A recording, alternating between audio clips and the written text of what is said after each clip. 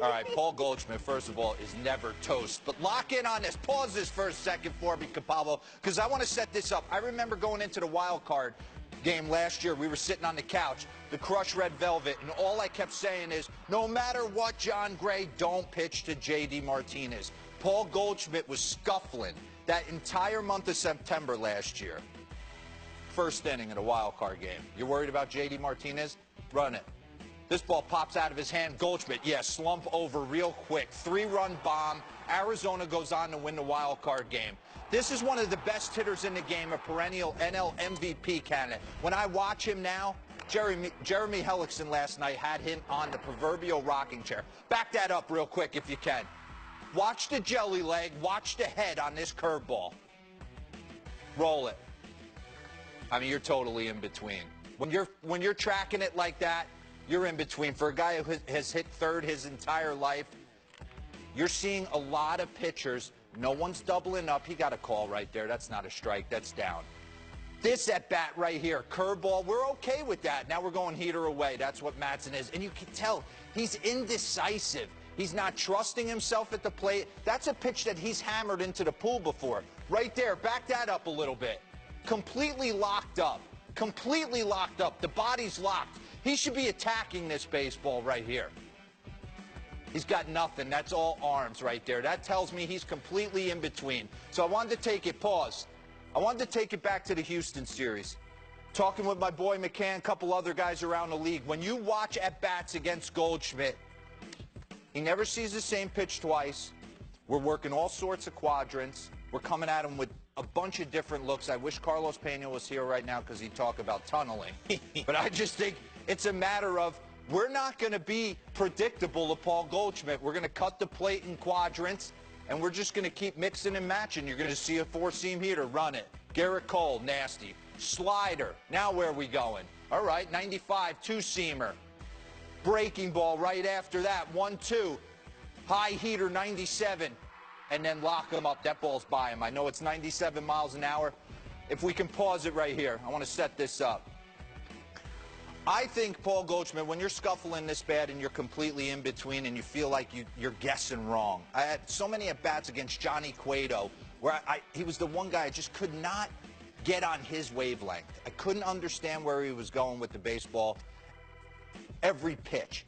The reason I have Manny Ramirez right here, and we'll run it, and you're not going to totally understand unless I explain it, is look at the count. 1-2. He is going to take a four-seam heater from Kyle Loesch right down the middle right here. And the reason I'm playing Manny taking these pitches is there was multiple times I watched this happen. Pause. Multiple times I watched this happen. I'm like, man, how can this guy take four-seamers right down the middle with 2 strikes? He had a plan. Didn't always work, but he had a plan. And that's what I would tell you to Paul Goldschmidt. Have a plan. Stick with it. Don't be afraid to take the ball down the middle and walk back. He's on time in all of these, Manny Ramirez. Completely on time, sitting off speed. It just seems like Paul Goldschmidt is totally in between heater and breaking ball. He's not pot committing to one or the other, and it's causing him to be totally indecisive at the plate. Run it real quick. Because when Manny's right, it's game over. I mean, he carries offenses. So I used to sit there and marvel at how he could take a 1-2 heater middle cut. But let's get back to what this guy does best. Pause this real quick. One of the biggest glaring things I see with Paul Goldschmidt is the fact that he is constantly, and when you're struggling, it seems like this, he is constantly 0-1.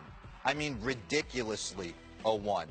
From 2011 to 2017, first pitch strike percentage for this guy was 57%. Check this out. He's behind in the count 0-1 70% of the time. That screams to me, guys are not afraid to come challenge him, get ahead of him, and then start mixing and matching. So if I'm Paul Goldschmidt, I got to pull out the ambush tactic occasionally.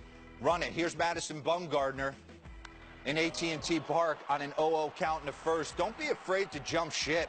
You need to see some results to feel better about yourself. This is one of the best hitters in the game. And I think one swing gets this guy right out of it. the reason I show David Peralta, the reason I show Nick Ahmed, Chris Owings, A.J. Pollock, early season NL MVP candidate, is the fact that as bad as Paul Goldschmidt has gone, this team's 2.5 games in first place. Can you imagine when he gets rolling and they get healthy, Robbie Ray comes back? They're going to be absolutely fine. I am not concerned about Paul Goldschmidt.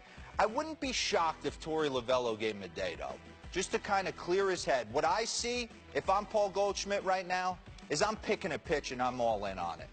I got to see some type of result. Maybe grab an 0-0 heater and hit one in the pool and get yourself going. I just think he's totally in between. This has nothing to do with mechanics.